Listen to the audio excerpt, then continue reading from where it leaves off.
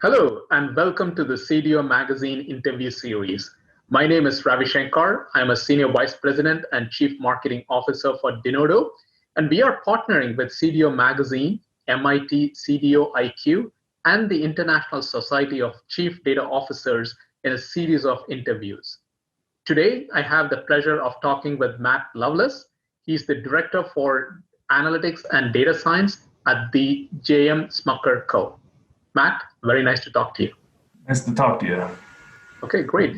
So, Matt, for our audience, let's start with an introduction about your background. So, can you please tell us the time that you spent at JM Smucker and how you kind of come up to this particular role? Sure, yeah. So, very blessed to be married with three kids and a fourth on the way, and been with Smuckers for, thank you.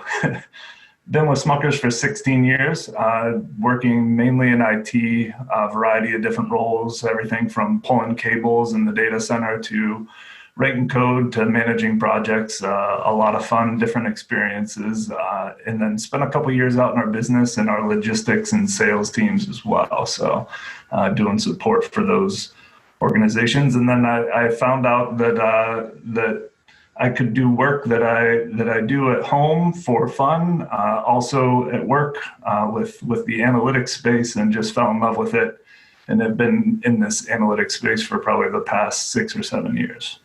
Okay, awesome. Great to hear. So Matt, so you've been again with JM Smucker for quite a while, and we all know here in the United States, JM Smucker, we eat the jam every day.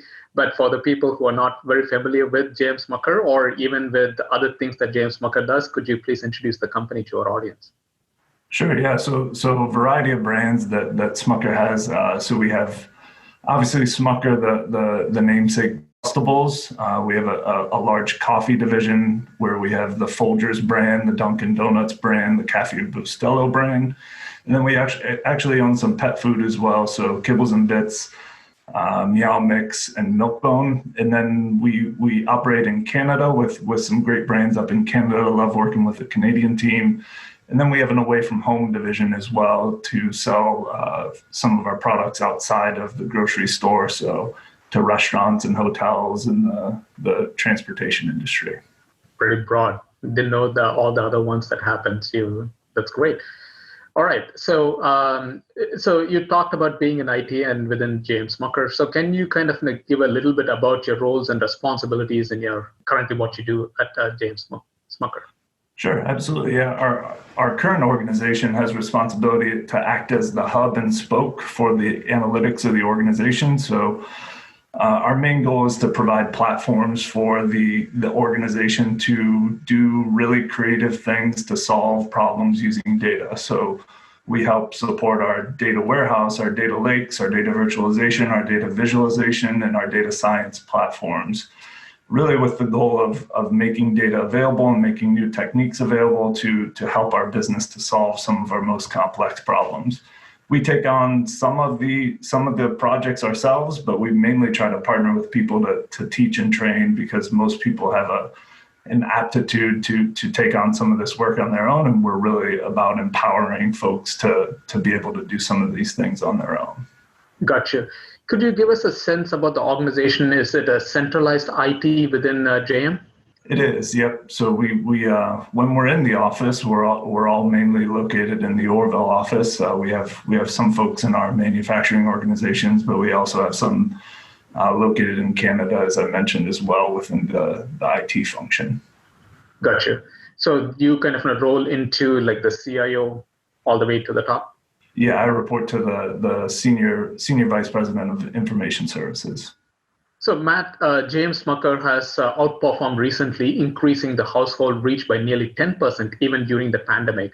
So can you tell us what role data and analytics played in this success? Yeah, so we've certainly seen the consumers come back to products that they know and trust in this really harrowing time, and that has meant increased demand on our supply chain and our operations systems, and those teams have done a fantastic job responding to that demand. So we've really tried to look for ways that we can help support them with the data they need to get the product to the right place at the right time. That meant experimenting with a lot of different data sets, things like mobility data, economic indicators, foot traffic data, to see what might give us an inkling to best serve our consumers and make sure the product is there when they want it and where they want it. Got you. So just to kind of tune into that pandemic thing, so we all, of course, were affected, even as a software vendor. So when it started, one of the things that we actually did from an analytics perspective is to kind of understand the demand versus the supply, and then how we can actually tune the marketing aspect. So I'm the chief marketing officer for Denodo. So we went through that analytical phase. So what exactly did you guys do? When did you anticipate like the demand going up, demand going down, about your supply within your manufacturing plants because of the current working conditions? So how did that kind of feed into your analysis? Yeah, so it was really interesting because it was definitely a complex supply chain question when you saw the really high spike and kind of how consumers behaved and kind of went to the grocery store and cleaned out the shelves. And then later on, you had to say, okay, well, how much of that was forward buying by those consumers and how much of that was, increased consumption at home? So that was really what we tried to tease out of the data to say, okay, well, how much of this is incrementality that we can expect moving forward. So it was really a guessing game for a while and a lot of testing to see, well, does this indicate that? Is there another data set that we could use to indicate that? And how do we kind of pull that together to a story that helps us react and respond in the right ways, from everything from operations to supply chain to how we sell and market our products? Gotcha. Did that entail building some new dashboards or anything for your executives in the different lines of businesses to see the data and make the right decisions? It did. In fact, I just saw something come across my desk that is going to explain how our predictions have changed over time. And we've got a weekly email that we send out with kind of all of our assumptions on what's happening and kind of what's changing out in the market. So it's definitely something that we tried to match the intensity of some of our supply chain and our operations folks to give them the data at the same pace that they needed to make and respond to some of these changes.